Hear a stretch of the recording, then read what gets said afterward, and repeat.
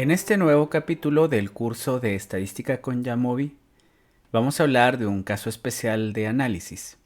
En capítulos anteriores hablamos ya acerca de la prueba de TestStudent para muestras independientes y la TestStudent para muestras pareadas, pues este caso especial combina ambas técnicas.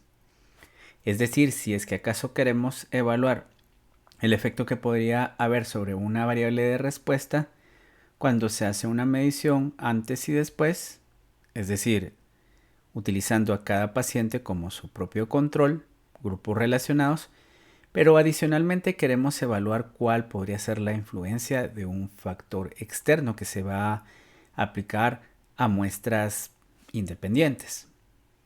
Por ejemplo, medir el peso y la talla de niños a los que se les está realizando una intervención nutricional, la parte que le llamamos pareada o correlacionada, y determinar si es que la mitad de los niños reciben vitamina D o vitamina A, si hay diferencias en esos grupos independientes.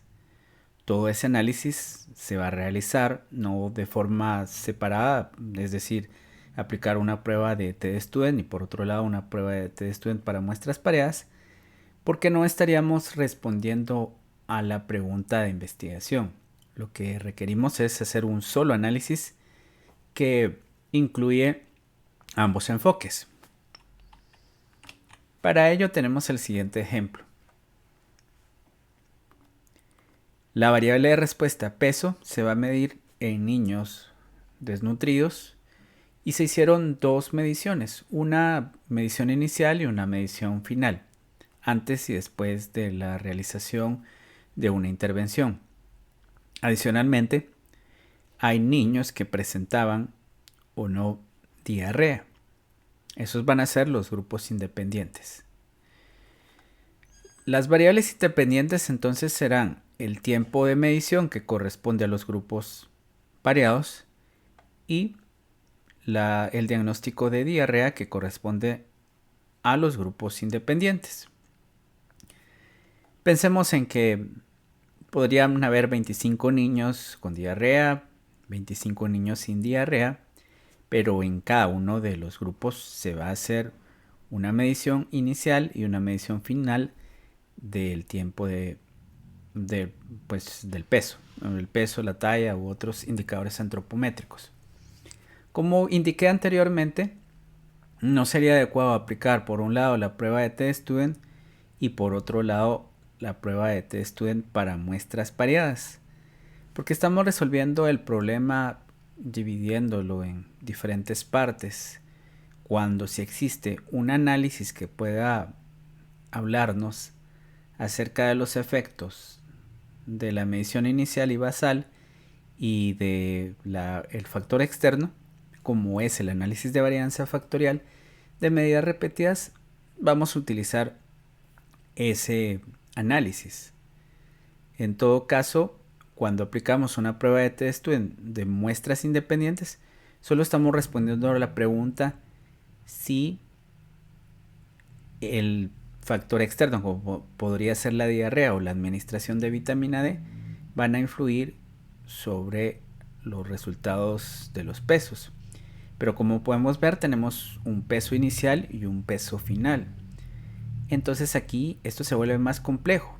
Y por otro lado, utilizar una prueba de TestStudent para muestras relacionadas tampoco nos va a resolver el problema, porque solo nos va a responder si hubo cambio en las mediciones. Entonces, ni uno de los dos análisis de forma individual ni hacer los dos a la vez nos van a responder una pregunta que es más compleja.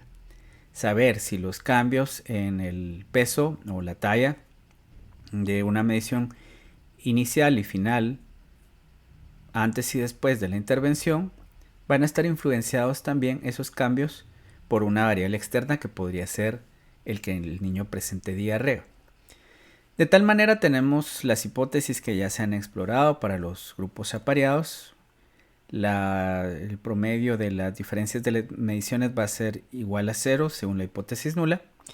Y para los grupos independientes que el promedio del grupo 1 y del grupo 2 van a ser iguales, hablando siempre de la hipótesis nula.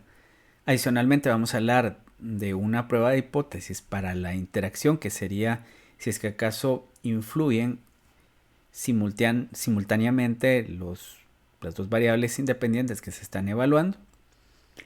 Y existen supuestos para la aplicación de esta prueba, como lo han sido pues los que ya hemos visto para las pruebas individuales de t-student de muestras independientes y muestras apareadas. Un tercer supuesto que nos habla de, o que se conoce como el test de esfericidad, no lo vamos a ver acá porque de hecho este es un caso especial del análisis de varianza factorial de medidas repetidas.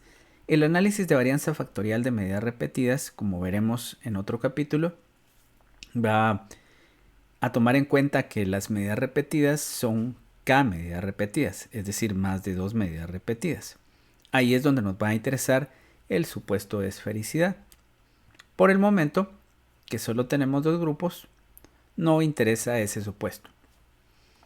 El ejemplo ya visto en Jamovi aparece por acá. Para poder hacer el análisis debemos de buscar el menú ANOVA y sería Repeated Measures ANOVA. En el primer cuadro de diálogo vamos a indicar cuál es el nombre de esas mediciones. La medición inicial, es decir, y la medición final del peso. Y ahora vamos a incluir acá en inicial y final esas variables, que sería el peso inicial, se arrastra hacia acá, y el peso de seguimiento. Ya están ubicadas las dos mediciones. Para incluir el factor externo, que va a ser la diarrea, vamos a tomar esta variable y se va a arrastrar a Between Subject Factors. Dentro de las opciones podemos evaluar los supuestos, la homogeneidad, el gráfico de Cuckoo-Plot para ver la normalidad, en este caso los residuales. Las comparaciones múltiples, que en este caso no tienen sentido porque para cada una de las variables que se están evaluando únicamente hay dos categorías, el tener o no diarrea y la medición inicial y la medición final. Por lo tanto, esto no nos va a interesar acá.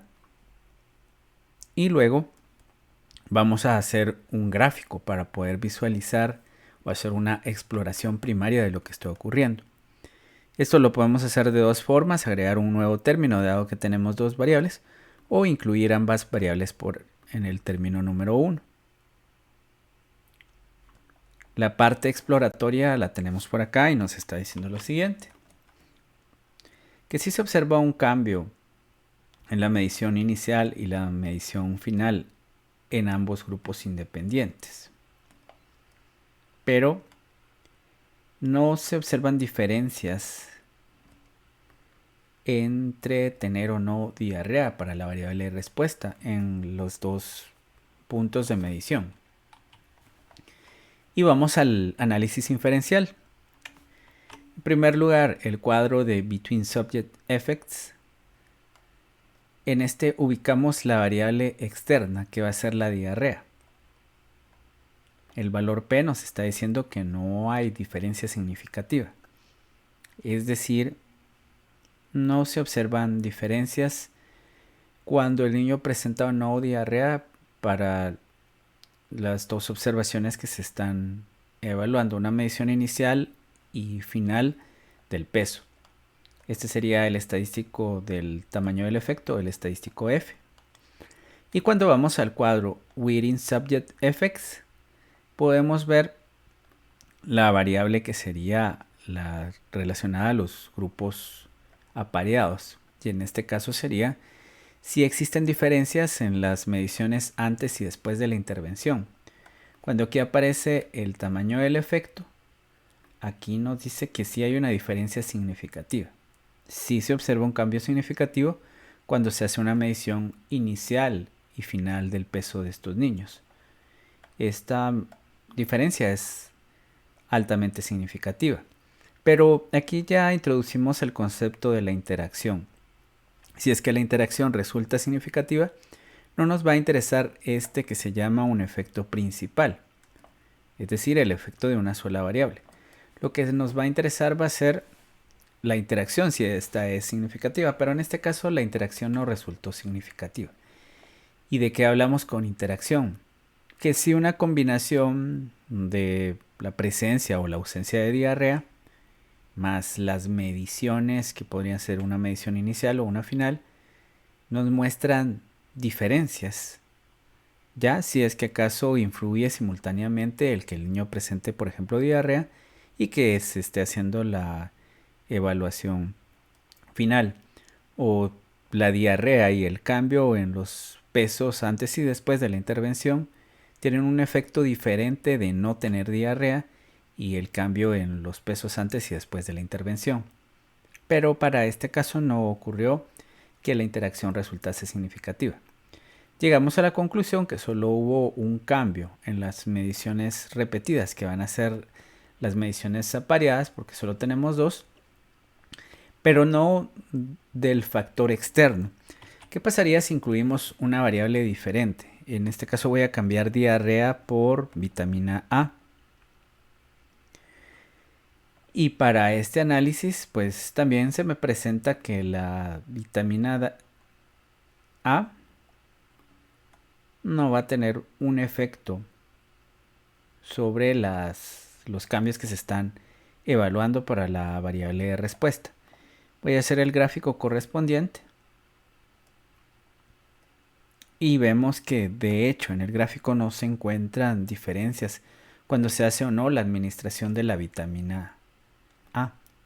Y esto también, como había indicado anteriormente, podemos crear un nuevo término e incluir ahí la segunda variable cuando nos separa las gráficas en dos módulos. Uno donde aparece únicamente el factor 1 y el factor 2, que sería la evaluación, la comparación de las dos mediciones, y por otro lado la comparación de los valores de la variable de respuesta cuando al niño se le administró o no vitamina A. Nos interesa más esta gráfica en la cual podemos visualizar el efecto de ambas variables. Y para poder ilustrar mejor este análisis, vamos a ver en otros capítulos la aplicación de este método cuando tenemos más de dos medidas repetidas. Un ejemplo va a ser para esta otra base de datos en la cual se están midiendo algunas variables bioquímicas y signos vitales de ratas a las que se les ha administrado un inductor de hipertensión arterial. Como podemos ver aquí, las mediciones son más de dos mediciones. Pero yo voy a utilizar este ejemplo únicamente para hacer una comparación de la medición inicial, que sería, por ejemplo, la presión arterial sistólica en el día 1 y la presión arterial sistólica en el día 13. No me centraré en estas otras mediciones porque estas las voy a ver en otro video. Otra vez voy al menú de ANOVA, medidas repetidas. Voy a tener solo dos mediciones, las del día 1 y las del día 13. La variable de respuesta que está por acá se va a agregar en cada uno de estos niveles. Y between subject factors para una variable externa podría ser, por ejemplo, la dosis que se está administrando de ese inductor de la presión arterial. Este es un estudio en el cual se induce hipertensión para que se pueda hacer un estudio posterior del efecto que podrían tener antihipertensivos en estas ratas en las cuales ya se les ha inducido la hipertensión. De manera que yo quiero saber si la dosis va a influir significativamente sobre los cambios que se podrían observar para la presión arterial en el día 1 y el día 13.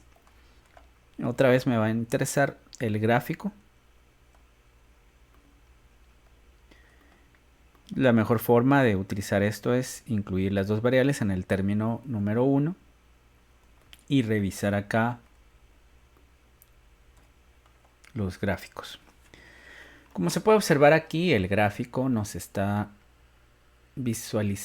mostrando diferentes comportamientos y posiblemente una interacción, pues el comportamiento de las mediciones en los dos puntos que se están evaluando no es el mismo, no tenemos líneas paralelas, hay de hecho una línea que se está cruzando, de manera que la combinación de una y otra variables independientes nos va a dar resultados diferentes, donde va a tener sentido la interacción, la cual nos está mostrando por acá. Pero ya desde el punto de vista inferencial, vamos a visualizar acá el cuadro y tenemos para Between Subject Effects que sí, de hecho la dosis va a influir. Diferentes dosis van a tener diferentes efectos sobre la presión arterial de estas ratas. Cuando tenemos dosis más altas, la presión se ha elevado en el día 1 mucho más que con dosis más bajas, y ese comportamiento se va observando. Resulta que ahora ya podemos ver y preguntarnos si el efecto de la interacción influye significativamente. Como hemos visto en el gráfico, si hay un efecto o significativo o cercano a la significancia. Si bien el efecto más grande, como podemos ver aquí para el F, es para las mediciones, las dos mediciones que se están realizando, lo cual es estadísticamente significativo, la interacción tiene un valor P cercano a la significancia. Para este caso, al haber observado un efecto clínico, yo podría centrarme en la interacción. Decir de que hay ciertas combinaciones de dosis y mediciones en las cuales se van a obtener diferentes resultados para la variable de respuesta. Influye la dosis que se está administrando, si lo hace, y obviamente obtuvimos diferentes resultados cuando se evaluó la presión arterial sistólica de estas ratas en el día 1 y el día 13. Veremos más detalles de la aplicación de esta técnica cuando hagamos el video de análisis factorial de medidas repetidas.